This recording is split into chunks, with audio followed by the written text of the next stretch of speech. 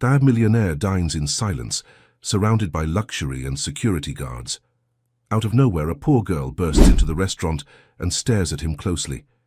In a weak voice, she asks, "Daddy, can I eat with you?" And his answer turned her destiny upside down. If this story interested you, don't forget to subscribe to our channel and tell us what city you're watching us from. We'll keep going. The soft glow of chandeliers reflected off the crystal glasses at Le Ciel, Manhattan's most exclusive restaurant, where tables were booked months in advance, and dinner for one could cost more than a month's rent in most New York apartments. In the corner table, partially hidden by an ornate pillar, sat Jonathan Miller, CEO of TechVision, one of the fastest-growing technology companies in the country. At 42, Jonathan had everything money could buy: a penthouse overlooking Central Park, a fleet of luxury cars, and a net worth that placed him comfortably among America's elite. Yet as he sat alone, absent-mindedly twirling his fork in a plate of barely touched risotto, his eyes were fixed on his phone, scrolling through endless corporate emails. The ambient sounds of quiet conversations and the gentle clink of silverware against fine china faded into white noise as he remained isolated in his digital world, disconnected from everything around him. Outside, beyond the restaurant's ornate, wrought iron fence and watchful security, 10-year-old Emma Anderson pressed her small face between the bars. Her blonde hair was tangled and dirty, her clothes worn and too thin for the April chill that settled over New York City after sunset. She had been watching the restaurant for days, observing the patrons who entered and exited without ever noticing her presence. Emma's stomach growled painfully. It had been almost 2 days since she'd had anything substantial to eat. After her mother Sarah's passing 3 months ago, she had been briefly taken in by a man she was told was her biological father. The arrangement lasted less than a week before he abandoned her at a bus station with nothing but a backpack of clothes and $20. Since then, she had survived on discarded food and occasional kindness from strangers who didn't ask too many questions. The aroma of food wafting from Le Ciel's kitchen exhaust was torture. Emma followed it around to the back of the building, where staff occasionally stepped out for breaks. When a delivery truck arrived and the kitchen door opened, she seized her opportunity and slipped inside, immediately overwhelmed by the warmth and the intoxicating smells of gourmet food. "Hey, you can't be in here," a sous chef shouted when he spotted her reaching for a piece of bread from a counter. Emma darted between prep stations, her small size an advantage in the crowded kitchen. She managed to grab a roll and stuff it into her pocket before the restaurant manager, a stern-faced woman in a tailored suit, cornered her. "This isn't a shelter, young lady," the manager said, gripping Emma's arm tightly. "I'm calling security." Emma twisted free, fear and desperation propelling her forward. Instead of heading back toward the exit, she burst through the swinging doors into the main dining room, momentarily stunned by the elegance and opulence. Diners turned to stare as the disheveled child stood frozen in the entrance to the dining area. Security was approaching quickly. In a split-second decision fueled by panic and instinct, Emma ran straight to Jonathan Miller's table. Something about his solitary presence, the way he sat alone despite having everything called to her. She reached his table just as security closed in. Jonathan looked up from his phone, startled by the commotion. His eyes, a deep blue that had appeared cold and distant moments before, widened in surprise. "Papai," Emma blurted out, the Portuguese word for daddy slipping out involuntarily, a word her Brazilian mother had taught her to say to the father she'd never known. Her voice trembled as she switched to English. "Please, can I eat with you?" The restaurant fell silent. Forks paused midway to mouths. Conversations halted mid-sentence. All eyes turned to the unexpected tableau of the disheveled child and the powerful CEO. Jonathan stared at Emma, momentarily transported to his own childhood, the years spent in the Westchester County orphanage after his parents disappeared from his life. The hunger that was never quite satisfied by institutional meals, the longing for connection that achievements and wealth had never fulfilled. "Sir," the security guard said, reaching for Emma, "we'll remove her immediately." Jonathan raised his hand, stopping the guard. "That won't be necessary." His voice was quiet but carried an unmistakable authority. He studied Emma's face, her intelligent eyes, the determined set of her jaw that somehow reminded him of himself. "What's your name?" he asked. "Emma," she replied, standing straighter despite her trembling legs. The manager approached, her expression a mixture of apology and irritation. "Mr. Miller, I'm so sorry for this disruption. We'll handle this situation immediately." Jonathan's gaze never left. "Emma, somewhat, there's no situation to handle. Miss Emma will be joining me for dinner." He gestured to the empty chair across from him. "Please bring another menu." The manager's mouth opened and closed without sound, caught between customer service and protocol. Finally, she nodded stiffly and signaled to a nearby waiter. Emma hesitantly slid into the chair, her feet dangling above the plush carpet. Her hands, small and dirty with chipped nails, rested awkwardly on the pristine white tablecloth. "Are you hungry?" Jonathan asked, already knowing the answer. Emma nodded, her eyes welling with tears she refused to let fall. "I haven't eaten since yesterday morning." Something shifted inside Jonathan, a protective instinct he didn't know he possessed. He signaled the waiter who had been hovering uncertainly nearby. "Bring the chef's selection for my guest. And a hot chocolate." He turned back to Emma. "Is there anything you don't like to eat?" "I'm not picky," she said, with a seriousness that no child should possess. "When you're hungry enough, you'll eat anything." The truth of her words struck Jonathan like a physical blow. He had built an empire on innovation and ruthless efficiency, had negotiated billion-dollar deals without blinking, but this child's simple statement humbled him in a way nothing had before. As the waiter hurried away, whispers resumed around them. Cell phones discreetly captured photos of the unusual pair. Jonathan knew the images would be on social media within minutes, but for once he didn't care about the potential publicity. "Where are your parents, Emma?" he asked gently. Emma's eyes dropped to the table. "My mom is gone. The man who was supposed to be my dad didn't want me." Jonathan's throat tightened. "And where are you staying now?" She shrugged, a gesture too world-weary for her years. "Different places. Wherever I can find, that's safe." The first course arrived, a delicate mushroom soup garnished with truffle. Oil. Emma's eyes widened at the presentation, but she waited until Jonathan nodded before picking up her spoon. She took a careful sip, then closed her eyes, savoring the rich flavor. "This is the best thing I've ever tasted," she whispered. Jonathan found himself smiling, a genuine smile that felt foreign on his face. When was the last time he had truly smiled? Not the practiced expression he wore for business photos or network events, but an honest reaction to joy. As Emma ate, Jonathan watched her, his own meal forgotten. With each bite she took, his initial shock transformed into something deeper, a connection he couldn't explain. This child who had appeared from nowhere had somehow bridged the carefully constructed walls around his life. When Emma had finished her main course, a perfectly cooked filet mignon she had devoured with surprising manners, Jonathan made a decision that would alter both their lives forever. "Emma," he said quietly, "would you like to come home with me tonight? I have plenty of room, and it's much better than wherever you've been staying." Emma studied him with eyes that had seen too much for her age, weighing her options with the caution of someone who had learned the hard way that kindness often came with conditions. "Why would you do that?" she asked. "You don't even know me." Jonathan considered her question seriously. "Sometimes," he said finally, "we meet people who remind us of who we really are beneath everything else. I think maybe you're one of those people for me." Emma nodded slowly, a tentative hope flickering across her face. "Okay," she said simply, "I'll come." As Jonathan signaled for the check, neither of them could have imagined how completely their lives were about to change, or that their encounter was perhaps not entirely by chance at all.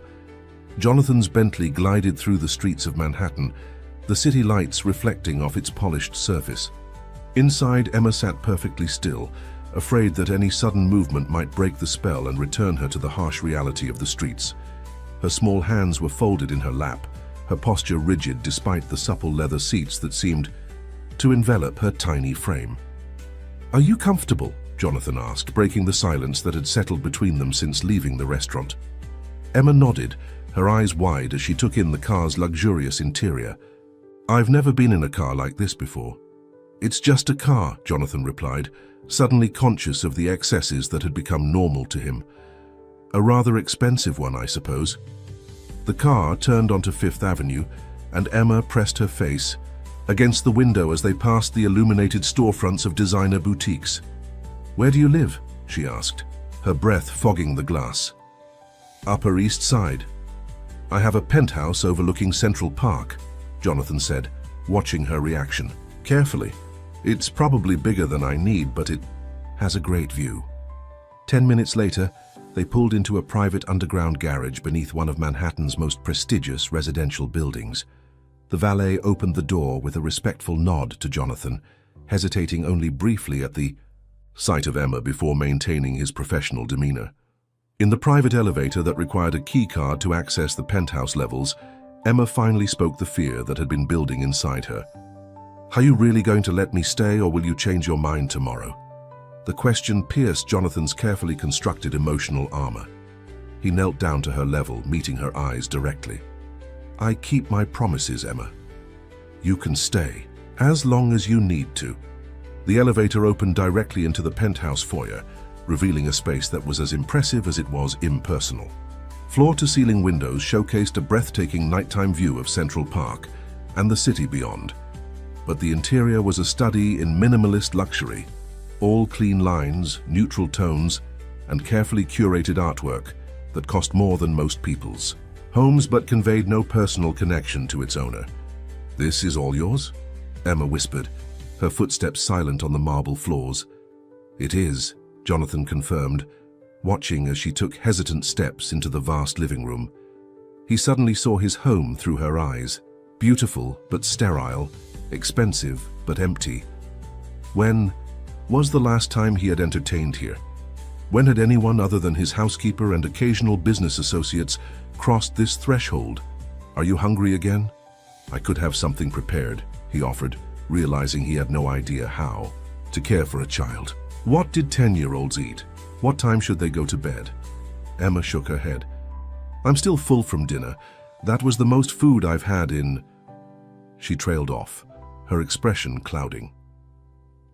"Let me show you where you can sleep," Jonathan said, quickly, leading her down a hallway to one of the guest suites. He opened the door to reveal a bedroom larger than most Manhattan apartments, complete with its own bathroom and sitting area. Emma stepped inside cautiously, as if expecting to be told it was a mistake. She touched the silk duvet with reverent fingers. "Is this really where I get to sleep?" "Yes, the bathroom is through there if you'd like to clean up. I'll find you something to wear." Jonathan hesitated, suddenly overwhelmed by the practical aspects of his impulsive decision. "I don't have any children's clothes, but maybe a t-shirt of mine would work as a nightgown until tomorrow." Emma nodded, already moving toward the bathroom with the eagerness of someone who hadn't had access to proper facilities in too long. While she showered, Jonathan called Rachel Harper, his personal assistant of 5 years. Despite the late hour, she answered on the second ring. "Jonathan, is everything okay?" Rachel's voice held the familiar mix of efficiency and concern that had made her invaluable to him. "I need your help with something unusual," he said, keeping his voice low. "I've brought a child to my home, a girl about 10 years old. She was homeless and I couldn't leave her on the streets." The brief silence on the other end spoke volumes. "I see," Rachel finally said, her tone carefully neutral. "And you need children's clothes for starters, and probably food that a kid would actually eat, and whatever else a 10-year-old girl might need." He ran his hand through his hair, a rare gesture of uncertainty. "I'm out of my depth here." "Rachel, I'll be there in an hour," she promised without hesitation. "And Jonathan, this is a good thing you're doing." After hanging up, Jonathan stood in the hallway, listening to the sound of running water from the guest bathroom. What was he doing? He had no experience with children, no understanding of what Emma had been through, no plan beyond getting her off the streets for the night. Yet something about her presence already felt right, as if she belonged here in a way that even he never had. When Emma emerged from the bathroom wrapped in a plush towel nearly bigger than she was, her hair damp and her face scrubbed clean, she looked even younger and more vulnerable. "I found you something to sleep in," Jonathan said, holding out one of his t-shirts. "It's too big, but it's clean." Emma took it gratefully and retreated to the bathroom to change. When she returned, swimming in the shirt that hung to her ankles, she seemed different, more obviously a child, rather than the street-hardened survivor who had approached his table at Le Ciel. "Thank you," she said formally, standing awkwardly. In the middle of the room, "You're welcome," Jonathan gestured to the bed. "You should get some rest. My assistant is coming over with some things for you."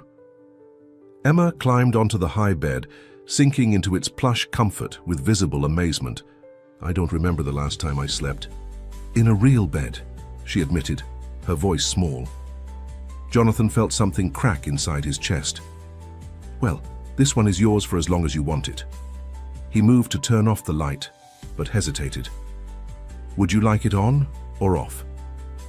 "On, please," Emma said quickly, then looked embarrassed. "If that's okay." Of course, Jonathan dimmed the lights to a soft glow. "I'll be just down the hall if you need anything. Good night, Emma." "Good night, Jonathan," she replied, testing his name cautiously. He was nearly to the door when her voice stopped him again. "Why did you help me?" "Really?" Jonathan turned back, considering her question seriously. "When I was not much older than you, I was also alone. Not on the streets, but in a place where no one cared if I existed. I promised myself that if I ever made it out, I would be different from the people who looked through me like I was invisible." Emma nodded, accepting his answer with the solemnity of someone far beyond her years. "I'm glad you saw me." "So am I," he replied honestly.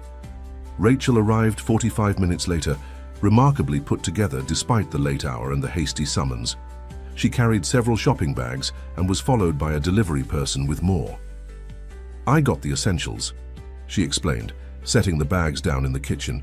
"Clothes, toiletries, some books and activities. The rest can wait until morning." Jonathan led her to his office where they could speak privately. "Thank you for doing this without questions." Rachel smiled slightly. "Oh, I have questions. Many of them, but they can wait." Her expression grew serious. "Jonathan, you need to know that this isn't as simple as giving her a place to stay. There are legal considerations. She's a minor." "I know," he acknowledged, "but I couldn't just leave her on the streets. You should have seen her, Rachel. She was starving, alone." "What about her parents?" "Her mother is gone, and the father apparently abandoned her." Jonathan couldn't bring himself to use the word died when referring to Emma's mother, as if saying it might somehow make the girl's loss more concrete. Rachel's expression softened. "You've never mentioned wanting children before." "I didn't," Jonathan admitted, "but something happened when she called me papai. It was like something that had been missing suddenly appeared." "Papai?" Rachel repeated, raising an eyebrow. "It's Portuguese for daddy. I don't think she meant to say it, it just came out." He shook his head. "I know how crazy this sounds." "Not crazy," Rachel corrected gently. "Human. And that's not something I often get to say about you." She stood and gathered her purse. "Get some sleep. I'll be back in the morning, and we'll figure out next steps." After Rachel left, Jonathan checked on Emma one last time. She was already asleep, her small body barely making an impression on the king-sized bed. In sleep, the wariness disappeared from her face, revealing the child beneath the survivor. Something protective and fierce surged through him, a feeling so unfamiliar yet so natural that it took his breath away. Back in his own bedroom, Jonathan stood at the windows overlooking the city lights. For years, he had built walls around himself, constructed a life of achievement and acquisition that left no room for vulnerability. In the space of a single evening, a small girl with determined eyes had walked through those walls as if they didn't exist. Tomorrow would bring complications, questions, from his company, legal issues, the media attention that would inevitably follow. But for tonight, in the quiet of his normally empty home, Jonathan felt something he hadn't experienced in decades. the simple, powerful satisfaction of having done the right thing for no reason other than it needed to be done. Morning light streamed through the floor-to-ceiling windows of the penthouse, casting long rectangles of sunshine across the marble floors. Jonathan stood in the kitchen, a cup of black coffee in his hand, watching his private chef Sofia Martinez prepare breakfast. Sofia, who usually came in 3 times a week to stock his refrigerator with meals he rarely had time to eat, had been surprised by his early morning call requesting a child-friendly breakfast, but had arrived promptly with bags of groceries and a warm smile. "How old is this child, Mr. Miller?" she asked as she whisked eggs in a large bowl. 10. "Her name is Emma," Jonathan replied, realizing he knew almost nothing else about the girl sleeping in his guest room. "She's staying with me for a while." Sofia nodded without pressing for details, her hands moving efficiently as she prepared pancake batter. Children need good food, not just fancy food, but food made with heart. Jonathan watched her work, struck by how the kitchen, a space he rarely used himself, was being transformed by Sofia's presence. The cold stainless steel and marble countertops seemed warmer somehow, filled with the aromas of vanilla, cinnamon, and brewing coffee. "Mr. Miller?" Emma's small voice came from the kitchen doorway. She stood uncertainly, dressed in the new clothes Rachel had brought last night, jeans and a simple blue sweater that was slightly too big, but infinitely better than her previous worn garments. "Good morning, Emma," Jonathan said, feeling strangely nervous. "This is Sofia, my chef. She's making us breakfast." Sofia turned with a warm smile that immediately put Emma at ease. "Good morning, Nina. I hope you like pancakes, and please call me Sofia." Emma nodded, her eyes wide at the spread being prepared. "I love pancakes. My mom used to make them on Sundays when she wasn't—" She stopped abruptly, her expression clouding. "When she wasn't working," Jonathan suggested gently. "Yeah," Emma agreed, relief evident in her face. "She worked a lot." Sofia gestured to a stool at the kitchen island. "Come sit. You can help me add the blueberries to the batter." As Emma hesitantly took her place at the counter and accepted the task, Jonathan's phone buzzed with an incoming call. Michael Reynolds, his business partner and TechVision's CFO. "I need to take this," he said, stepping out of the kitchen. "I'll be right back." In his office, he accepted the call. "Michael, good morning." "Is it?" Michael's voice was tense. "Have you seen the news, Jonathan? Or social media? You're trending, and not in the way our PR team would prefer." Jonathan sighed, not surprised but still irritated. "What are they saying?" "Tech billionaire adopts homeless child during dinner" is the most charitable headline. Others are more speculative about your motives. There are photos, Jonathan. Everyone in that restaurant had a smartphone. "I'm aware of that possibility," Jonathan replied evenly. "I don't see the problem." Michael's exasperation was palpable, even through the phone. "The problem is that you, the CEO of a publicly traded company valued at over $30 billion, made a major life decision on impulse, in public, without considering the implications. Our more conservative investors are already calling, concerned about your judgment. My personal life is not their business. Everything about you is their business. That's the reality of being who you are," Michael insisted. "Look, I'm not saying you should have left the kid on the street, but there are proper channels, organizations that handle these situations. You could have made a donation, set up a trust fund, anything other than bringing a stranger into your home." Jonathan felt a surge of anger. "She's a child, Michael, not a situation to be handled, and she's staying, at least for now. The investors will have to deal with it." A long silence followed. "This isn't like you," Michael finally said, his tone softer. "You've always been the rational one, the strategist who thinks 10 moves ahead. What's really going on here?" Jonathan glanced toward the kitchen where he could hear Emma's tentative laughter as Sofia showed her how to flip pancakes. "Maybe I'm tired of being that person," he said quietly. "Maybe there are more important things than strategic positioning and shareholder value." "I hope you know what you're doing," Michael said, resignation in his voice. "The board meeting is at 2. I suggest you prepare a statement about this situation." After hanging up, Jonathan stood at his office window watching the morning bustle of Central Park below. Michael wasn't wrong. This wasn't like him. In 20 years of building tech vision from a startup in his garage to one of the most valuable tech companies in the world, he had never made a decision without careful analysis, without weighing every possible outcome. Yet last night, in the space of a heartbeat, he had changed the course of his life based on nothing but instinct and emotion.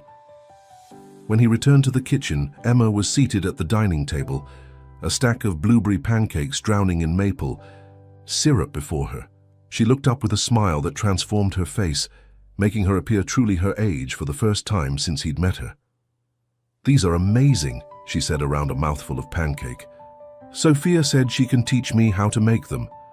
Jonathan sat across from her, accepting the plate Sophia set before him. That sounds like a good skill to have. As they ate, he found himself studying Emma's features, her determined chin, the shape of her eyes, the way her brow furrowed slightly when she concentrated. Was there something familiar there? Or was he imagining connections because he wanted them to exist? "Emma," he began carefully, "I need to go to work for a few hours today. My assistant Rachel will be here soon to stay with you. Is that okay?" Emma's fork paused midway to her mouth, her expression instantly guarded. "You're coming back, right?" The question broke his heart a little. How many times had adults disappeared from her life? "Yes, I'm coming back. This is my home, remember? And right now, it's your home too." She nodded, relaxing slightly. "What should I do while you're gone?" "Whatever you like. Rachel can help you get anything you need." He hesitated. "Actually, I was hoping you might do something for me." "What?" Emma asked, instantly eager to be useful. "Those plants." Jonathan gestured to a row of neglected potted plants on the terrace that had been slowly dying for months, despite the housekeeper's occasional watering. "They could use some care. Do you know anything about plants?" Emma's face lit up. "My mom had plants everywhere in our apartment. She taught me how to take care of them. Some need lots of water, and some just a little. And you have to talk to them sometimes." "Then they're yours to revive if you want the job," Jonathan said, surprised by her enthusiasm. "I'll make them beautiful again," she promised solemnly. Rachel arrived just as they were finishing breakfast. She carried more shopping bags and was accompanied by Jonathan's driver, who brought in several boxes. "Good morning," she greeted them both, her professional demeanor softening when she looked at Emma. "I brought some more things I thought you might need and a few books and activities." Emma stared at the bags with undisguised wonder. "All of that is for me?" "All of it," Rachel confirmed with a smile. "Why don't we go through it together, while Jonathan gets ready for his meeting?" As Jonathan showered and dressed in one of his impeccably tailored suits, he could hear the muffled sounds of female voices and occasional laughter from the living room, sounds that had never before echoed through his home. The penthouse had always been a place of silence and solitude, a retreat from the demands of his public life. Now, in less than 24 hours, it felt fundamentally changed, warmer somehow, as if Emma's presence had altered not just the social dynamics, but the physical space itself. He found Rachel in the kitchen preparing a cup of tea while Emma explored the contents of a box of art supplies on the living room floor. "She seems to be settling in," he observed quietly. Rachel nodded. "She's an extraordinary child, Jonathan, resilient in a way most adults aren't." She hesitated, then added, "I need to tell you something. Last night, after I left, I did some research." Jonathan raised an eyebrow. "On Emma?" "On the legal implications of what you're doing. Without proper documentation or legal authority, you could be accused of kidnapping regardless of your intentions." Her voice was gentle but firm. "We need to contact Child Protective Services, get proper temporary custody arrangements in place while we figure out the long-term situation." "I know," Jonathan acknowledged. "I've already called my personal attorney. He's looking into it." He glanced at Emma, who was carefully organizing colored pencils by shade. "But I want to minimize her interaction with the system. She's been through enough." Rachel studied him for a moment. There's something else, isn't there? Something you're not telling me about why this matters so much to you. Jonathan met her gaze directly. When I was 7, my parents left me at a state fair. They said they were going to get something to drink and would be right back. They never returned. He rarely spoke of this, the formative trauma that had shaped his life. I spent the next 11 years in the Westchester County orphanage. No one ever came for me. Rachel's expression softened with understanding. I didn't know. No one does. It's not in my official biography. His smile was bitter. Abandoned children don't make for inspiring executive profiles. Jonathan, Rachel began, then stopped, seeming to reconsider her words. Finally, she said, I understand why this matters to you, and I want you to know I was adopted when I was 12 after years in foster care. My adoptive parents changed my life completely. So if you're serious about helping Emma, I'm with you all the way. The revelation surprised him. In 5 years of working closely with Rachel, he had never known this about her past. Thank you, he said simply. Now go. Deal with the board. And Michael. Rachel shooed him toward the door. Emma and I have plans to rescue those pitiful plants on your terrace and maybe bake cookies. Very important business. Jonathan knelt beside Emma before leaving. I'll be back this afternoon. Rachel will take good care of you. Emma looked up from her drawing, a colorful rendition of what appeared to be the New York skyline. I'll be okay, she assured him with an adult seriousness that squeezed his heart. And I'll fix your plants.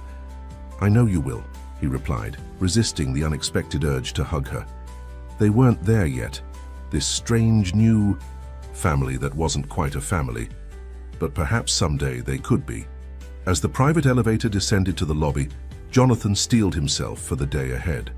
The board meeting, the media speculation, Michael's concerns, all of it paled in comparison to the responsibility he had taken on with one impulsive decision. A responsibility that, against all logic and his own carefully constructed life plan, felt more meaningful than anything he had ever done. The board meeting had gone exactly as Jonathan anticipated. Tense questions about his judgment, concerns about public perception, and thinly veiled suggestions that his personal decisions were affecting his professional acumen. He had weathered it all with the composed authority that had become his trademark, refusing to apologize for what he considered a private matter. By the end, even Michael had reluctantly conceded that the publicity wasn't entirely negative. Social media had dubbed Jonathan the billionaire with a heart, and several human interest reporters were requesting interviews. It was nearly 7 in the evening when Jonathan's private elevator opened into his penthouse. The transformation that greeted him stopped him in his tracks. The normally pristine, almost sterile space had been subtly but fundamentally altered. The previously lifeless plants on the terrace now stood in freshly arranged pots, their leaves already looking greener and more vibrant. Colorful drawings were taped to the refrigerator door, and the scent of freshly baked cookies permeated the air. But what truly caught him off guard was the sound of laughter. Emma's high, childish giggle intertwined with Rachel's more measured tones, coming from the direction of the media room he rarely used. He followed the sound to find them seated on the floor, surrounded by what appeared to be a makeshift fort constructed from couch cushions and blankets. A nature documentary played on the massive screen, but neither of them was watching it. Instead, Rachel was teaching Emma how to play a card game, both so engrossed that they didn't notice his presence until he cleared his throat. Jonathan, Emma scrambled to her feet, her initial excitement quickly tempered by uncertainty, as if she wasn't sure how he would react to the disarray they had created in his perfectly ordered home. Rachel stood more gracefully, brushing cookie crumbs from her usually immaculate skirt. We got a bit carried away with our afternoon activities, she explained, a hint of apology in her tone. Jonathan surveyed the scene, the fort, the scattered art supplies, the half-eaten plate of cookies, and found himself smiling. It looks like you two had a productive day. Emma's face brightened. We fixed all your plants. Sophia helped too before she left, and we made cookies, and Rachel showed me how to build a proper blanket fort like she used to make when she was my age. The words tumbled out in a rush of enthusiasm. I can see that, Jonathan replied, surprised by how much he enjoyed the changes to his normally pristine space. "I think my home has never looked better." "Really?" Emma asked, searching his face for any sign of displeasure. "You don't mind the mess?" "Not at all," he assured her, surprised to find he meant it. A home should look lived in. Rachel gathered her things, declining Jonathan's invitation to stay for dinner. At the elevator, she paused. She had nightmares during her nap this afternoon, she said quietly. She didn't want to talk about it, but she was calling for her mother. Jonathan nodded, a weight settling in his chest. "Thank you for telling me, and for today." "She's a special kid," Rachel said. "Don't let the board pressure you into walking away from this." After Rachel left, Jonathan and Emma shared a dinner prepared by Sophia before she departed. A simple but delicious pasta dish that Emma declared was the best spaghetti ever. Throughout the meal, she chatted about her day, describing in detail how she had diagnosed each plant's specific problem and prescribed the appropriate care. "The ficus just needed more light, but your fern was really thirsty. Plants tell you what they need if you pay attention," she explained seriously. Jonathan found himself captivated by her animation, the way her entire face lit up when she talked about something that interested her. How long had it been since he had felt that kind of genuine enthusiasm for anything? After dinner, as Emma helped him load the dishwasher, insisting that she needed to contribute to the household, he broached the subject he had been considering all day. "Emma, I've been thinking. You need to go to school." Her hand stilled on the plate she was rinsing. "School?" "Yes. Every child should have an education." He had already made preliminary inquiries about private schools in Manhattan that might accept a mid-year enrollment. "Would you like that?" Emma was quiet for a long moment, her expression unreadable. "I used to go to school before everything changed. I liked learning." "Then it's settled. We'll find you a good school." Jonathan hesitated, then added, "And I've spoken with a lawyer about making your stay here official. Just temporary guardianship for now until we figure everything out." Emma's eyes widened. "Does that mean I can stay for real?" "Yes, if that's what you want." She nodded vigorously, water droplets flying from her still damp hands. "I want to stay here with you." Something warm expanded in Jonathan's chest. Feeling so unfamiliar, it took him a moment to identify it as happiness. Simple, uncomplicated happiness. The evening progressed peacefully. Jonathan found himself drawn into Emma's blanket fort, where they watched the conclusion of the nature documentary together. He couldn't remember the last time he had sat on the floor, or the last time he had watched television purely for enjoyment rather than news or market updates. When Emma's eyelids began to droop, he suggested it was bedtime. She didn't protest, but asked if he would read to her from one of the books Rachel had brought, a collection of children's stories that Jonathan vaguely remembered from his own childhood. Seated on the edge of her bed, reading about magical wardrobes and talking animals, Jonathan experienced a profound sense of rightness. This simple act of care and connection felt more significant than any business deal he had ever closed. Emma fell asleep midway through the second chapter, her breathing deep and even. Jonathan carefully marked the page and set the book aside, taking a moment to study her peaceful face. In sleep, the wariness that so often shadowed her expression melted away, revealing the child she should have been all along, secure, protected, free from worry. He was about to leave when Emma suddenly stiffened, her face contorting in distress. "Mum," she murmured, the word thick with sleep and fear. "Mum, don't go." Jonathan froze, uncertain how to respond. Should he wake her? Leave her to work through the nightmare? Before he could decide, Emma bolted upright, her eyes wide but unseeing, still caught in the grip of her dream. "Don't leave me," she cried, reaching out to grasp empty air. "Emma," Jonathan said gently, touching her shoulder. "Emma, you're safe. It's just a dream." She blinked several times, awareness gradually returning to her eyes. "Jonathan," she whispered, her voice small and frightened. "I'm here," he assured her. "You were having a bad dream." Emma's face crumpled. And to Jonathan's alarm, tears began streaming down her cheeks. "I saw my mom," she sobbed. "She was there and then she wasn't, and I couldn't find her anywhere." Acting on pure instinct, Jonathan gathered her into his arms, holding her as she cried. Her small body shook with the force of her grief. Grief he understood all too well, the particular anguish of a child who has lost their anchor in the world. "I miss her so much," Emma whispered against his shoulder. "And I'm scared I'll forget what she looked like or how her voice sounded." "You won't forget," Jonathan promised, his own throat tight with emotion. "The people we love stay with us, even when they're gone." Emma pulled back slightly, wiping her eyes with the back of her hand. "Did you lose someone too?" Jonathan nodded, surprised by his willingness to share this part of himself. "My parents when I was very young, and later, someone else I loved very much." "Does it ever stop hurting?" He considered lying, offering the comfort of false hope, but Emma deserved honesty. Not completely, but it changes. The sharp pain becomes a dull ache, and eventually you can remember the good things without feeling like your heart is breaking. All over again. Emma absorbed this, her expression solemn. Then, without warning, she slipped from the bed. "I need to get something." She padded to the closet where Rachel had stored her few belongings and retrieved her worn backpack. From its depths, she pulled out a small tattered photograph and brought it back to Jonathan. "This is my mum," she said, offering him the photo. Jonathan took it carefully.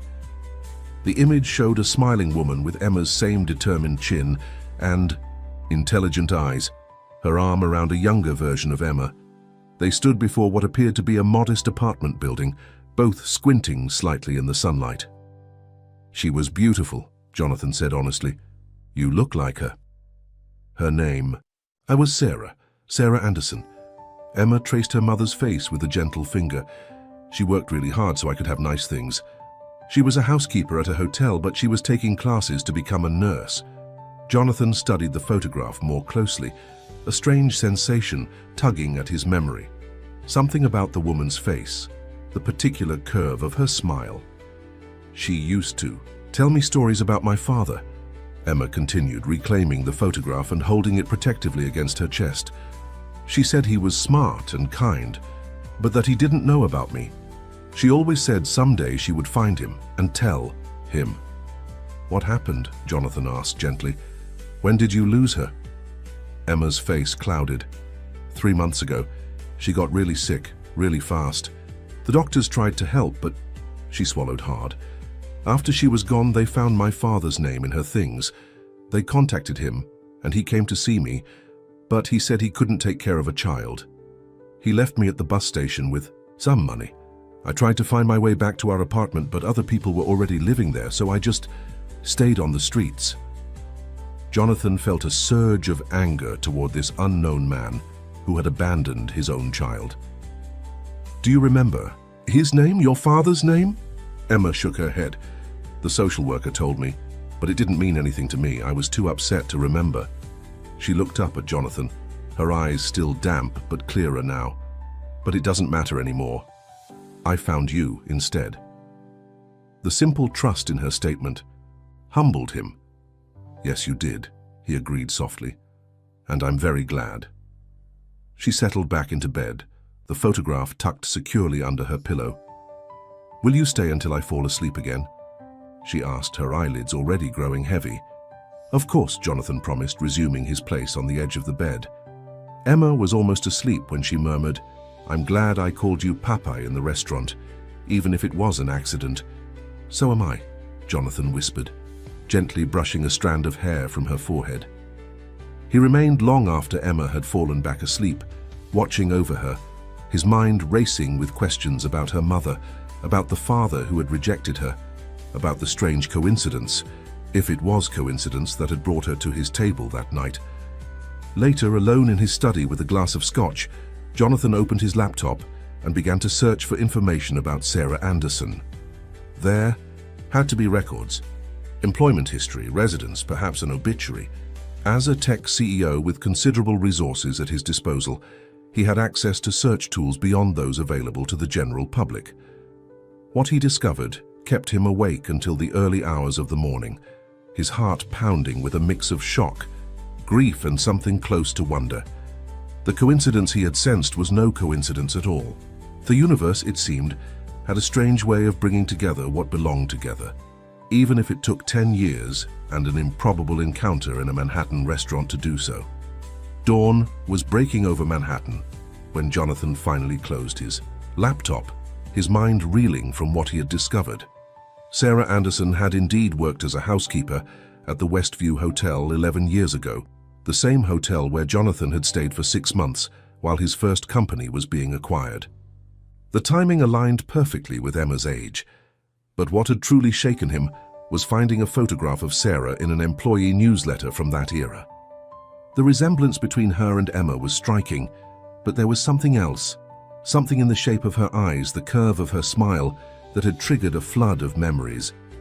He remembered her now, Sarah, the kind-hearted housekeeper who had always left extra chocolates on his pillow, who had once helped him organize his chaotic papers when he'd fallen asleep amid a storm of documents. They had talked occasionally, brief, friendly exchanges that had been bright spots in an otherwise stressful period. And then there had been one night, a company celebration after the acquisition, too much champagne, an unexpected connection that had led to her room instead of his. Jonathan pressed his palms against his eyes. He had left the hotel the next day, embarking on a global business trip that lasted months. By the time he returned to New York, he was launching TechVision, consumed by the relentless demands of building a new company. He had never sought her out again, had eventually forgotten the encounter amid the whirlwind of his rising career. But Sarah hadn't forgotten, and apparently she had discovered she was pregnant. Why hadn't she contacted him? The question tormented him as he watched the sun rise over Central Park. He had been findable, his name increasingly in the business news as TechVision grew. Yet according to Emma, Sarah had always spoken of Emma's father as someone who didn't know about her, someone she intended to find someday. Perhaps she had tried. Perhaps his gatekeepers, the layers of assistance and security that had accumulated around him as his wealth and prominence grew, had prevented her messages from reaching him. Or perhaps she had been waiting for the right moment, a moment that never came because illness had taken her too soon. The realization struck him with the force of physical pain. Emma wasn't just a child he had impulsively taken in. She was his daughter, his biological daughter, who had by some miracle found her way to him despite impossible odds. The sound of soft footsteps pulled him from his thoughts. Emma stood in the doorway of his study, her hair tousled from sleep, her eyes still heavy-lidded. "You're up early," she said, stifling a yawn. Jonathan quickly closed the browser window displaying Sarah's photograph. "So are you," he replied, forcing a smile. "Did you sleep okay after the nightmare?" Emma nodded, padding into the room. "Your chair is really comfy. Did you sleep here instead of in your bed?" Jonathan glanced down at himself, realizing he was still wearing yesterday's clothes, now rumpled from his night in the office chair. "I was working on something important and lost track of time." He hesitated, then asked, "Are you hungry? We could make breakfast." "Can we have those little pastries Sophia left in the refrigerator?" Emma asked hopefully. "Absolutely." Jonathan stood, his body protesting after hours in the chair. "And maybe some hot chocolate?" Emma's face lit up. "With marshmallows?" "If we have any," Jonathan promised, relieved to postpone the conversation he knew they needed to have.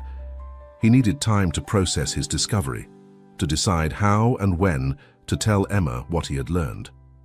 The kitchen, like the rest of the penthouse, felt different this morning, warmer, more inviting.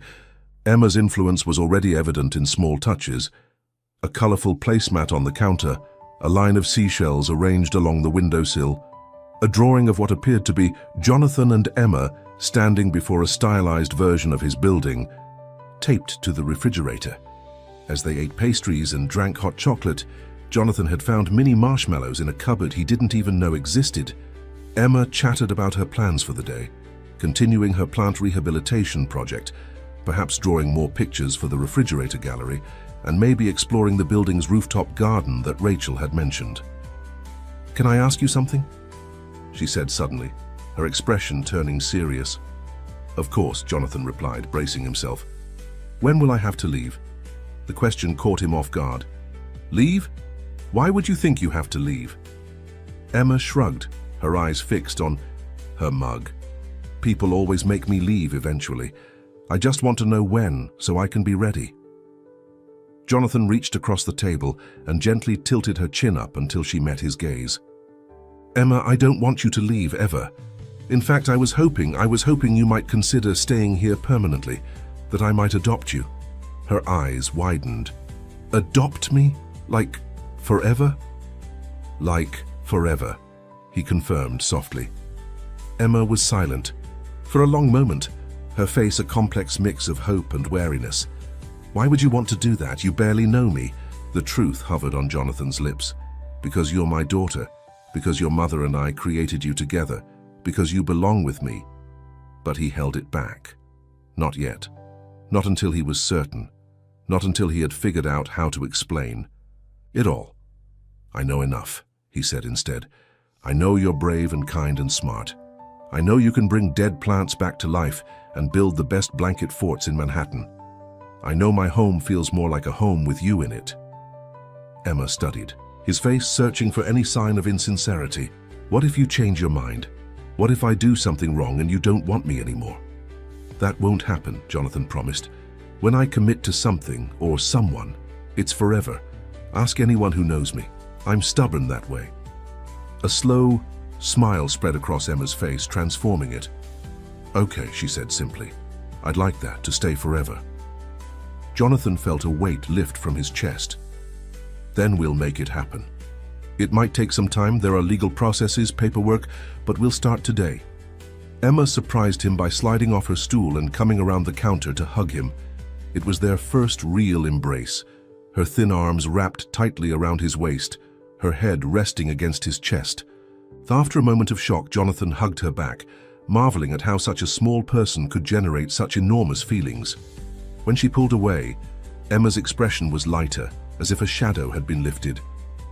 "Can I call Sophia and ask her to teach me how to make those cinnamon things she was talking about yesterday, the ones that smell like Christmas?" "Absolutely," Jonathan agreed, grateful for the return to ordinary matters. "I'm sure she'd love to teach you." As Emma skipped off to find the phone Rachel had given her for emergencies, Jonathan remained at the counter, his emotions a tangled mix of joy, apprehension, and lingering shock from his discovery. He needed to confirm his suspicions with a DNA test, of course, but in his heart, he already knew the truth. The universe had engineered the most improbable reunion, bringing his daughter back to him when he hadn't even known she existed. Now he just had to figure out how to tell her. The opportunity came sooner than he expected. That afternoon, while searching through his office for a specific charger cable, Jonathan accidentally knocked over a box of old files he'd been meaning to digitize for years. Papers scattered across the floor, and as he knelt to gather them, a sealed envelope slipped from between two folders. The return address caught his eye immediately, Sarah Anderson, with a Queens address. The postmark dated it almost 10 years ago. With trembling hands, Jonathan opened the envelope, unfolding a handwritten letter that had never reached him. "Dear Jonathan," it began, "you may not remember me. We met at the Westview Hotel where I worked as a housekeeper. We spent one night together after your company's acquisition celebration. I'm writing because something wonderful and unexpected happened as a result of that night. I had a baby girl, your daughter. Her name is Emma, and she is the most precious thing in my life." Jonathan sank into his chair, his legs suddenly unable to support him as he continued reading. "I didn't write to ask you for anything," Sarah had continued. "I'm managing on my own, and Emma wants for nothing that matters. But I believe every child deserves to know where they come from, and every parent deserves to know their child exists. When Emma is a bit older, I hope you might want to meet her. She has your eyes and I think your determination." The letter concluded with contact information and a gentle assurance that she had no expectations, only a desire to do what was right for their daughter. "Jonathan," Emma's voice from the doorway startled him. "Sophia's here to make cinnamon rolls. She says you should help too." He looked up, quickly wiping moisture from his eyes. "I'll be right there." But Emma had already noticed the distress on his face. "What's wrong? Why are you sad?" Jonathan hesitated, then made a decision. "I'm not sad exactly. I just found something important. Come here, Emma. There's something I need to tell you." She approached cautiously, her eyes falling on the scattered papers and the letter in his hand. "What is it?" Jonathan patted the space beside him on the office couch. "It's about your mother, and about me, and about you." As Emma settled beside him, Jonathan took a deep breath. "Do you remember when you first came to my table at the restaurant? You called me Papai?" Emma nodded, looking embarrassed. "It just came out. Mom taught me that word. She said it was what I should call my father if I ever met him." "Emma," Jonathan said gently, "I think there's a reason you felt drawn to my table that night. I think there's a reason you called me that word." He hesitated, then continued. "I knew your mother, Sarah, many years ago before you were born." Emma's eyes widened. "You knew my mom?" "Yes. She worked at a hotel where I stayed during an important time in my business. She was kind to me when I was stressed and overworked." He carefully edited the full truth for her 10-year-old ears. "And I believe I'm your father, Emma." Emma went perfectly still, her expression unreadable. "My father? The one who left me at the bus station?" "No," Jonathan said quickly. "Not him. I never knew about you, Emma. I never received this letter your mother sent." He held up the unopened envelope. "If I had known, I would have been there. I would have been part of your life from the beginning." Emma took the letter with trembling hands, her eyes scanning the familiar handwriting. "Mom wrote this to you?"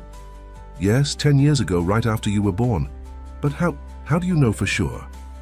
Her voice was small, fragile with hope and fear. "I recognized your mother from a photograph I found last night, and the timing. It all fits, Emma, but we can know for certain with a simple test. A DNA test that would prove I'm your biological father." Emma was quiet for a long moment, processing this revelation. "Is that why you want to adopt me? Because you think you're my real dad?" Jonathan shook his head firmly. "No, I wanted to adopt you before I had any idea about this connection. Finding out you might be my biological daughter doesn't change my desire to be your father. It just makes me feel like the universe was helping us find each other all along." Tears welled in Emma's eyes, but they weren't tears of sadness. "Mom always said my father was a good man who didn't know about me. She said someday we'd find him and he'd love me right away." Her voice broke. She was right. Jonathan gathered her into his arms, his own eyes damp. "Your mother was a remarkable woman, and she gave me the most precious gift I never knew I had, you." They sat together in silence. For several minutes, Emma clutching her mother's letter, Jonathan holding Emma as if he might never let go. The afternoon sun streamed through the office windows, illuminating the scattered papers on the floor, physical reminders of a past that had suddenly connected to the present in the most miraculous way. "Sophia's waiting to make cinnamon rolls," Emma finally said, her voice muffled against Jonathan's shirt. Jonathan laughed softly at the sudden return to the ordinary concern. "Yes, she is. Should we go help her?" Emma pulled back, wiping her eyes. "Yes, and can we tell her about you being my real dad?" "If you want to," Jonathan agreed. "We can tell anyone you'd like." As they stood to leave the office, Emma hesitated. "Will things change now, because you're my real father?" Jonathan considered the question carefully. "Some things will change. The adoption process will be different if we confirm I'm your biological father. But the important things won't change at all. My wanting you here, our home together, our plans for the future." Emma nodded, seemingly satisfied with his answer. At the door, she turned back to look at him, her expression suddenly serious. "I think I want to call you Dad. Not Papai anymore, just Dad. Is that okay?" Jonathan felt his heart expand in his chest, filled with an emotion too big to name. "That's more than okay, Emma. That's perfect." Hand in hand, they walked to the kitchen where Sophia waited, ready to teach them both how to make cinnamon rolls that smelled like Christmas. the first of many traditions they would build together as they forged their unexpected family. 3 weeks had passed since the discovery of Sarah's letter, and life in the penthouse had developed a rhythm that would have been unimaginable to Jonathan before Emma's arrival. Mornings began with breakfast together, often prepared by Sophia, who had increased her visits to daily, delighting in Emma's eager assistance in the kitchen. After Jonathan left for the office, Emma spent her days with Rachel, who had rearranged her schedule to act as a temporary guardian while they awaited Emma's school enrollment. The DNA test had confirmed what Jonathan already knew in his heart. Emma was indeed his biological daughter. The results had simplified the legal process considerably. Instead of adoption, Jonathan was now pursuing formal recognition of paternity and full custody. His attorney assured him that given the circumstances and the DNA evidence, the courts would almost certainly rule in his favor. Emma had blossomed in the stability of her new home. The haunted look that had shadowed her eyes was fading, replaced by a sparkle of curiosity and joy. She had transformed Jonathan's sterile penthouse into a genuine home, filling it with artwork, plants that thrived under her care, and most importantly, laughter. The rigid schedule that had governed Jonathan's life for decades had become more flexible, with business dinners often replaced by movie nights and weekend board meetings, giving way to excursions to museums and Central Park. Not everyone approved of these changes. Michael Reynolds, in particular, had become increasingly vocal about his concerns regarding Jonathan's divided focus. Their latest confrontation had occurred that morning in Jonathan's office at Tech Vision headquarters. "The Singapore deal is slipping through our fingers while you're playing house," Michael had said, his frustration evident in the tight set of his jaw. "3 months ago, you would have been on a plane already, smoothing things over in person. Now you're sending subordinates and doing video calls that end promptly at 5 so you can get home for dinner." "The Singapore deal will be fine," Jonathan had replied evenly. "James is more than capable of handling the negotiations, and yes, I do want to be home for dinner with my daughter. That's not a crime, Michael." "Your daughter," Michael had repeated, making air quotes with his fingers. "A child you didn't know existed until a few weeks ago. A child whose mother conveniently disappeared, leaving you with a heartwarming story about being reconnected with your long-lost offspring." Jonathan had felt a surge of anger at Michael's insinuation. "Don't go there, Michael. The DNA test confirmed it. Emma is my daughter, and Sarah's letter explains why I never knew about her. And our conservative investors, the board members who value traditional family structures. They're asking questions, Jonathan, about your judgment, about this instant family you've created, about whether your personal choices are affecting the company." "Let them ask," Jonathan had said dismissively. "Tech Vision's stock is up 12% this quarter. Our new product line is launching ahead of schedule. The company is thriving." "For now," Michael had muttered. "But there are whispers, competitors sensing weakness, shareholders questioning your commitment, and that interview you gave to the New York Chronicle didn't help." Jonathan had sighed, remembering the human interest piece that had run the previous week. The reporter had focused almost exclusively on his relationship with Emma, painting him as a devoted father rather than a tech visionary. The article had been picked up by national outlets, generating a wave of public interest in the billionaire dad and his remarkable reunion with his daughter. "The interview was fine, Michael. It humanized me, and by extension, the company. Not everything has to be about stock prices and market share." Michael had shaken his head in disbelief. "I don't even recognize you anymore. The Jonathan Miller I've known for 20 years would never say something like that." Perhaps he was right, Jonathan reflected now, as his car wound through midtown traffic toward home. He had changed, fundamentally and irreversibly. Priorities that had once seemed unshakable, the relentless pursuit of innovation, market dominance, wealth accumulation, now seemed hollow compared to Emma's smile when he walked through the door. The car pulled into the private garage beneath his building, and Jonathan felt the familiar lightening of his spirit that now accompanied his return home. No matter how challenging the day had been, the knowledge that Emma waited upstairs made everything else recede in importance. When the elevator doors opened into the penthouse, however, he was greeted not by Emma's usual enthusiastic welcome, but by Rachel's concerned face. "What's wrong?" he asked immediately, setting down his briefcase. "Is Emma okay?" "She's fine," Rachel assured him quickly. "She's in her room, drawing. But we have a situation." She led him to the kitchen, where Sophia was stress baking, flour dusting her usually impeccable chef's jacket. "Tell him, Sophia." The chef wiped her hands on a towel, her expression unusually grave. "Mr. Miller, a woman came to the building today, asking for Emma. She said she was Emma's aunt, her mother's sister." Jonathan felt as if the floor had dropped out from under him. "Emma doesn't have an aunt. Sarah was an only child. She told Emma that many times." Rachel nodded. "That's what Emma said too when I asked her, but this woman was very insistent. She spoke to the doorman, showed some photographs of herself with Sarah.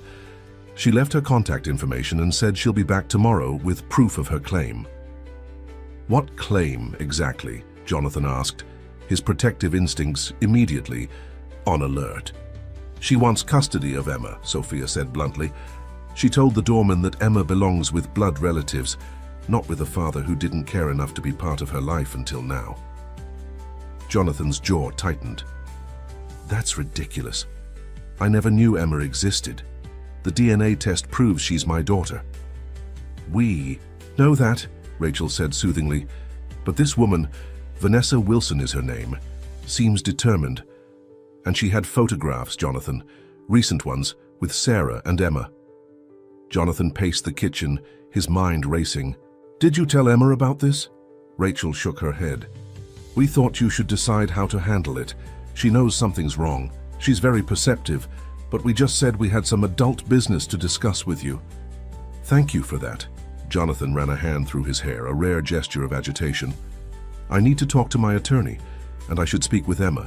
She might know something about this woman, even if she doesn't remember an aunt." As Rachel made the call to Jonathan's attorney, he went to find Emma. She was in her bedroom, which had transformed from a sterile guest suite into a child's sanctuary. The walls, once a neutral beige, were now adorned with framed artwork, some of Emma's own creations, others prints of famous paintings they had seen together at the Metropolitan Museum of Art. A bookshelf overflowed with the novels and science, books she devoured, and a small desk by the window was covered with art supplies. Emma looked up from her drawing as he entered, her face lighting up. "Dad, you're home early." The word Dad still gave him a thrill every time she said it. "Not too early to spend time with my favorite person," he replied, sitting on the edge of her bed. "What are you working on?" She held up her sketch, a detailed rendering of the New York skyline at sunset, remarkably sophisticated for a 10-year-old. "I'm trying to get the colors of the sky just right. Sophia says it's called the golden hour, when everything looks magical." "It's beautiful," Jonathan said honestly. "You have real talent, Emma." She beamed at the praise, then her expression grew more serious. "Rachel and Sophia were acting weird today. Did something happen at your company? Is it in trouble?" Jonathan smiled at her perceptiveness. "The company is fine, but there is something I need to ask you about." He hesitated, choosing his words carefully. "Do you remember your mother ever mentioning a sister or any other relatives?" Emma's brow furrowed in concentration. "No. Mom always said it was just us. She told me her parents died when she was young, and she didn't have brothers or sisters." A shadow crossed her face. "Why? Did someone say they were related to us?" Jonathan saw no point in shielding her from the truth. Emma had endured too much deception in her young life already. "A woman came to the building today claiming to be your mother's sister, your aunt. Her name is Vanessa Wilson. Does that name mean anything to you?" Emma shook her head slowly, then stopped, her eyes widening. "Wait, there was a Vanessa who came to our apartment sometimes. Mom never said she was her sister. I thought she was just a friend from work." "What do you remember about her?" Jonathan asked gently. Emma's face scrunched in concentration. "She was nice to me, brought me presents sometimes, but Mom didn't always seem happy to see her. They argued once, when they thought I was asleep. Mom told her to stay away from them and stop causing trouble." She looked up at Jonathan, worry clouding her eyes. "Is she trying to take me away from you?" Jonathan's heart clenched at the fear in her voice. "No one is taking you away from me," he said firmly. "You're my daughter, and this is your home. I just need to understand who this woman is and what she wants." Emma launched herself at him, wrapping her arms tightly around his neck. "I don't want to go with her. I want to stay with you." "And you will," Jonathan promised, returning her embrace. "I won't let anyone separate us." When Emma had calmed, Jonathan returned to the kitchen, where Rachel was finishing her call with his attorney. "He says to gather as much information as possible about this woman," she reported, "and he's preparing for any potential legal challenge, though he thinks your case is extremely strong given the DNA results and Sarah's letter." "Emma remembers her," Jonathan said grimly, "but not as an aunt, just as a friend of Sarah's who visited occasionally. She overheard them arguing once." Sophia, who had been listening silently while kneading dough with unnecessary force, spoke up. "I don't like this, Mr. Miller. This woman appears right when Emma is finally settling in, finally happy. It doesn't feel right." "I agree," Jonathan said, "which is why I want to meet with her myself, not wait for her to come back tomorrow, with whatever proof she claims to have." Rachel raised an eyebrow. "You want to confront her?" "Not confront, understand." Jonathan's expression hardened. "I want to know exactly who she is and what she wants before she gets anywhere near Emma again." The meeting was arranged for that evening at Jonathan's attorney's office, neutral ground that still gave Jonathan the advantage of home territory. Vanessa Wilson arrived precisely at 7, a slender woman in her mid-30s with sharp features and calculating eyes that immediately put Jonathan on alert. "Mr. Miller," she greeted him with a smile that didn't reach her eyes. "How kind of you to make time in your busy schedule." "Ms. Wilson," Jonathan replied coolly, "I understand you're claiming to be Sarah Anderson's sister." "Not claiming, Mr. Miller. I am Sarah's half-sister. Same father, different mothers." She opened her purse and removed several photographs, laying them on the table between them. "Here we are together at Emma's 5th birthday, and here at Sarah's nursing school graduation 2 years ago." Jonathan examined the photos carefully.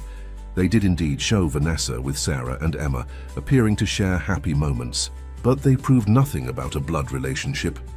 "Emma has no recollection of you as her aunt," Jonathan said evenly, "only as an occasional visitor who Sarah argued with." Vanessa's smile tightened. "Children don't always understand adult relationships. Sarah and I had our differences, but blood is blood, Mr. Miller, which is more than you can say despite your convenient DNA test." "My paternity isn't in question," Jonathan replied, his tone clipped. "What exactly are you hoping to achieve here, Miss Wilson?" Vanessa leaned forward, dropping all pretense of warmth. "Let's be direct. You're a wealthy man, Mr. Miller, very wealthy, and now you have a daughter you never bothered to look for until she literally walked into your restaurant. It makes for a touching story in the press, but I have to wonder about your motivations." "My motivations?" Jonathan repeated incredulously. "I'm Emma's father. I want to provide her with the stable, loving home she deserves. And I'm her only living relative on her mother's side," Vanessa countered. "I've known Emma her entire life. Where were you during those 10 years, Mr. Miller?" "Unaware of her existence," Jonathan said through gritted teeth, "as you well know if you were truly close to Sarah." Vanessa sat back, studying him. "Perhaps we can come to an arrangement that benefits everyone. I understand Emma is set to inherit a substantial trust when she comes of age, a trust you've recently established." And there it was, the real reason for Vanessa's sudden appearance. Not concern for Emma's welfare, but the money Jonathan had placed in trust for her future. "There will be no arrangement," Jonathan said coldly. "Emma stays with me. The trust is irrevocable and can only be accessed for her education until she turns 25. If you pursue this further, my legal team will investigate every aspect of your relationship with Sarah and Emma, including why Sarah never mentioned having a sister to her own daughter." Vanessa's expression hardened. "You think your money makes you invincible, Mr. Miller, but courts tend to favor blood relatives in custody cases, especially when the father has been absent for the child's entire life. Not when that father has DNA evidence, a letter from the mother explaining his absence and proof that the child is thriving in his care, Jonathan's attorney interjected smoothly. Not to mention character witnesses who can testify to Mr. Miller's devotion to his daughter. Vanessa gathered her photographs, her movements sharp with anger. This isn't over, Mr. Miller. Emma deserves to know her mother's family. If you truly care about Emma, Jonathan said quietly, you'll consider what's best for her. Stability, security, a home where she's already healing from tremendous loss. Don't put her through more trauma for your own gain. After Vanessa left, Jonathan remained seated, his hands clasped tightly on the table. She'll be back, he said to his attorney. This isn't about Emma, it's about money. And we'll be ready, the attorney assured him. Your case is strong, Jonathan, but we should prepare Emma for the possibility of court appearances, interviews, with social workers. It could get messy before it's resolved. Jonathan nodded grimly. Emma's stronger than anyone realizes, but she shouldn't have to be strong all the time. She deserves peace. When he returned home that evening, Jonathan found Emma waiting up for him despite the late hour, curled in a window seat overlooking the city lights. She looked small and vulnerable against the vast backdrop of Manhattan, but her expression as she turned to him was resolute. Did you meet her? She asked without preamble. Vanessa. Jonathan sat beside her, nodding. I did, and I think you were right. She wasn't as close to your mother as she claims. Emma picked at a loose thread on her pajama sleeve. She came to our apartment after Mom got sick. She kept talking about paperwork and documents. Mom got really angry and told her to leave. She looked up at Jonathan, her eyes serious. I don't think she's really my aunt. Mom would have told me if she had a sister. Jonathan put his arm around her shoulders, drawing her close. We'll figure this out together, Emma. But I want you to know that no matter what happens, no matter who comes forward or what claims they make, nothing will change the fact that you are my daughter, and this is your home. Emma nodded against his shoulder. I know, Dad. We're family now. Yes, Jonathan agreed, kissing the top of her head. We're family, and families protect each other. As the city lights twinkled below them, father and daughter sat together in comfortable silence, each drawing strength from the other's presence. The challenges ahead, Vanessa's claims, potential legal battles, the continuing scrutiny of the media seemed less daunting when faced together. They had found each other against impossible odds. They would not be separated now by someone whose only real interest was financial gain. Later, after Emma had finally gone to bed, Jonathan stood, alone on the terrace, gazing up at the stars barely visible through Manhattan's light pollution. Somewhere up there, he liked to think, Sarah was watching over their daughter, perhaps even guiding the remarkable series of events that had brought Emma to his table that night at Le Ciel. I'll take care of her, he whispered to the night sky. I promise. And somewhere in the vast universe it felt as if someone had heard him. 6 months had passed since Emma's unexpected entrance into Jonathan's life, transforming both of them in ways neither could have imagined. The Manhattan penthouse, once a showcase of impersonal luxury, now vibrated with life.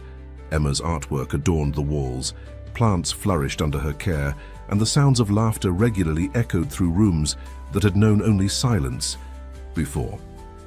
The legal battle with Vanessa Wilson had been brief but intense.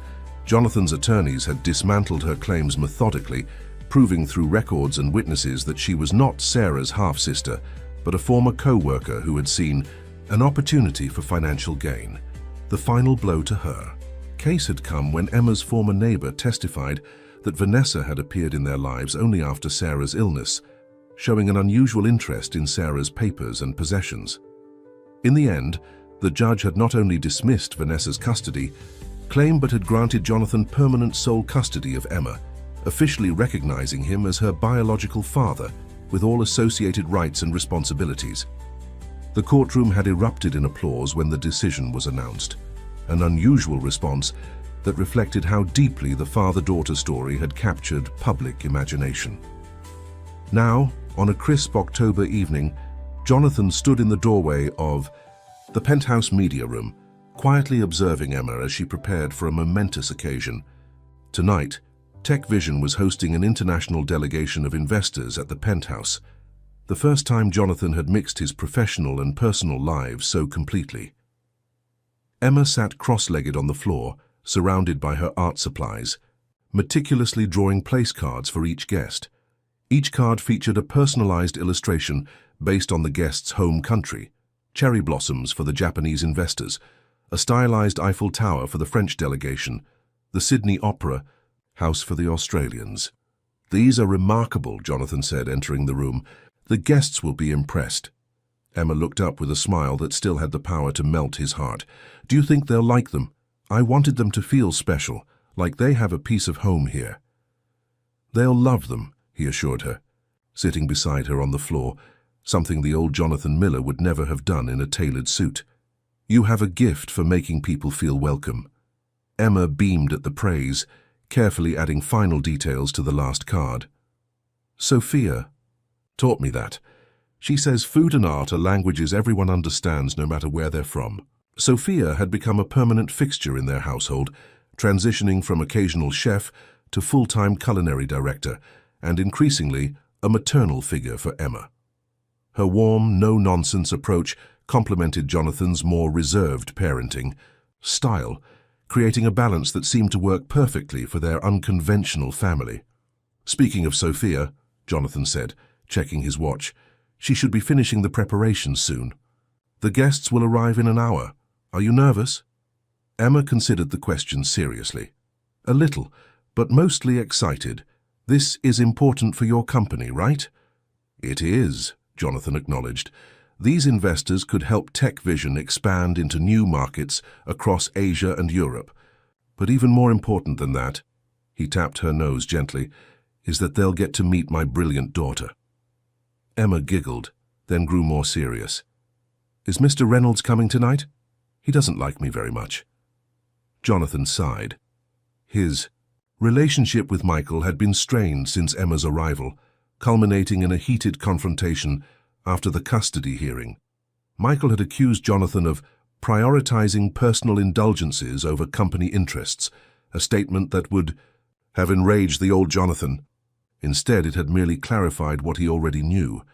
His priorities had fundamentally shifted, and not everyone in his professional circle would understand or accept that change. "No, Michael isn't coming tonight," Jonathan said carefully. "He's in Singapore handling some business there."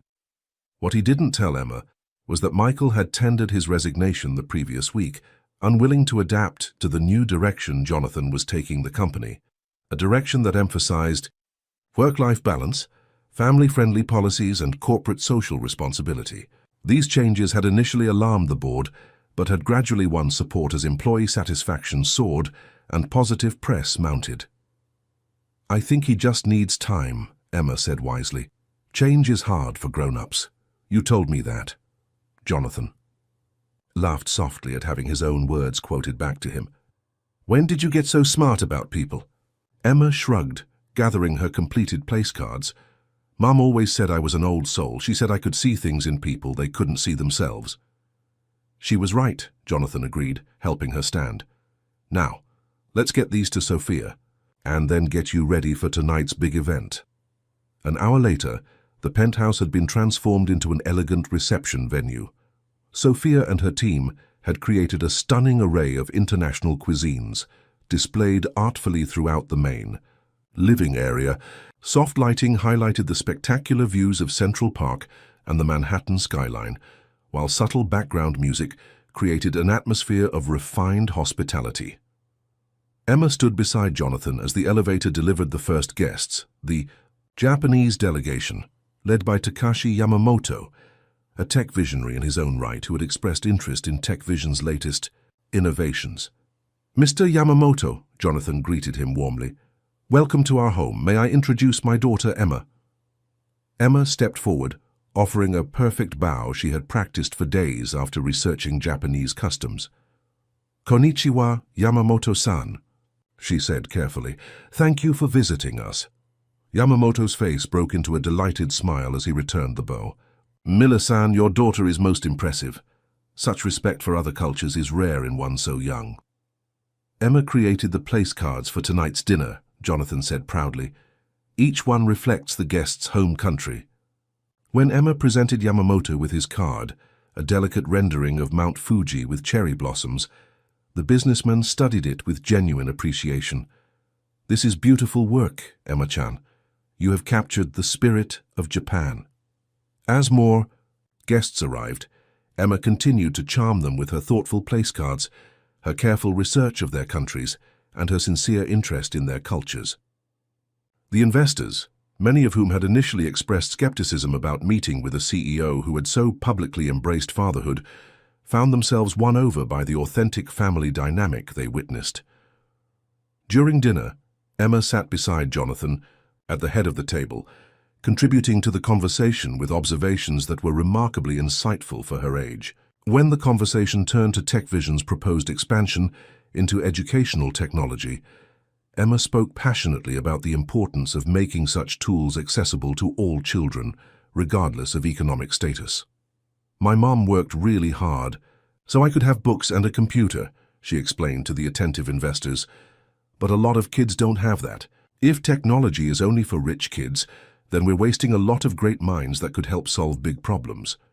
A brief silence followed her words before Yamamoto nodded solemnly. "The child speaks wisdom. Perhaps this is the most valuable market of all, not the privileged few, but the many who need these tools most." The discussion shifted, inspired by Emma's perspective, toward a more inclusive vision for TechVision's educational platforms. By the end of the evening, the international delegation had not only committed to the proposed investments, but had expanded their offer to include specific funding for initiatives targeting underserved communities. As the last guests departed, Emma yawned widely, the excitement of the evening finally catching up with her. "Did I do okay, Dad?" she asked sleepily. Jonathan lifted her into his arms, something he hadn't done since she was a toddler he never knew. "You did more than okay, Emma. You changed minds tonight. You might have changed the future of the company." "Really?" she mumbled against his shoulder, already half asleep. "Really," he confirmed, carrying her to her bedroom. "You reminded everyone, including me, what really matters." After tucking Emma in, Jonathan found Rachel and Sophia in the kitchen, reviewing the evening's success as they enjoyed a well-deserved glass of wine. "The Singapore group just emailed," Rachel reported, holding up her phone.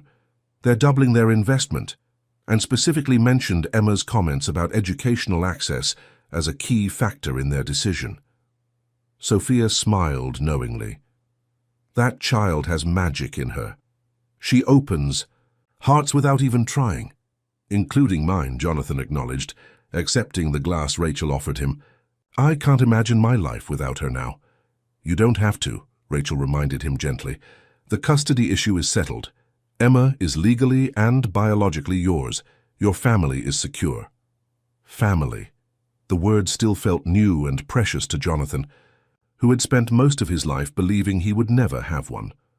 Growing up in the orphanage, watching other children leave with their new families while he remained behind, he had eventually armored himself against the desire for connection. Success, achievement, wealth, these had become his substitute for the emotional bonds he had convinced himself he didn't need. Now, 6 months after a hungry child had called him papai in a crowded restaurant, Jonathan barely recognized his former self. The driven, isolated CEO who measured his worth by stock prices and market share had been replaced by a father who rushed home for dinner, who attended parent-teacher conferences with the same intensity he once reserved for board meetings, who found more joy in his daughter's smile than in any business triumph. "There's something I've been considering," he said to Rachel and Sophia, setting down his glass. "I'll change to TechVision's structure, and to my role in it." Rachel raised an eyebrow. "What kind of change?" "I'm thinking of stepping back from day-to-day operations, not retiring completely, but transitioning to a more strategic role that would allow me more time with Emma." Jonathan had been contemplating this move for weeks, ever since Emma had started at her new school, and he had found himself resenting the long hours that kept him from being fully present in her life. "Are you sure?" Rachel asked, though her expression suggested she already knew his answer. "TechVision has been your life for 20 years. That's just it," Jonathan replied. It was my life because I had nothing else. Now I do. He gestured toward Emma's bedroom. She's only going to be a child once. I've already missed 10 years. I don't want to miss any more because I'm stuck. In meetings I don't need to attend or making decisions others could make just as well. Sophia nodded approvingly. Children need time more than things, Mr. Miller. You are making the right choice. The board won't be thrilled, Rachel warned, though her smile betrayed her support for his decision. But they'll adapt, especially after tonight's success, and public opinion will be overwhelmingly positive. The billionaire CEO who prioritizes fatherhood over fortune. Jonathan grimaced at the likely headlines. This isn't about public opinion. It's about being the father Emma deserves. We know, Sophia assured him, patting his hand, and so does she. The next morning, Jonathan woke early, as had become his habit since Emma came into his life. The October sunrise cast a golden glow over Central Park, highlighting the autumn foliage that had transformed the landscape into a tapestry of red, orange, and gold. He found Emma already awake, standing on the terrace in her pajamas, watching the city come to life below. Her hair, grown longer in the months since she'd come to live with him, caught the morning light like spun gold. "Good morning, early bird," he greeted her, wrapping a throw blanket around her shoulders against the autumn chill. "Morning, Dad," she replied, leaning into his side. "I was thinking about Mom. Do you think she knows I'm okay now that I found you?" Jonathan's throat tightened with emotion. "I believe she does," he said softly. "I think she's been watching over you all along. She made sure you had her letter, even though it never reached me. She taught you Portuguese, taught you to say papai. In a way, she led you to my table that night." Emma considered this, her expression solemn. "I still miss her, but I'm not scared anymore. I know I belong somewhere now." "You do," Jonathan affirmed, hugging her close. "You belong right here with me. Always." As they stood together watching the sunrise, Jonathan reflected on the remarkable journey that had brought them to this moment. From a chance encounter born of desperation to the unbreakable bond they now shared, their story had unfolded with a perfection no business strategy could have achieved. He had gained far more than a daughter. He had rediscovered parts of himself, long buried under ambition and isolation. Emma had called him papai that night out of instinct, perhaps guided by some deeper wisdom than either of them understood. What had seemed like a desperate plea from a hungry child had actually been a recognition, soul recognizing soul across the barriers of time, circumstance, and missed connections. "What are you thinking about?" Emma asked, noticing his contemplative expression. Jonathan smiled down at her. "I'm thinking about how sometimes the most important things in life find us when we're not even looking for them." "Like how I found you," Emma said with the simple clarity of childhood.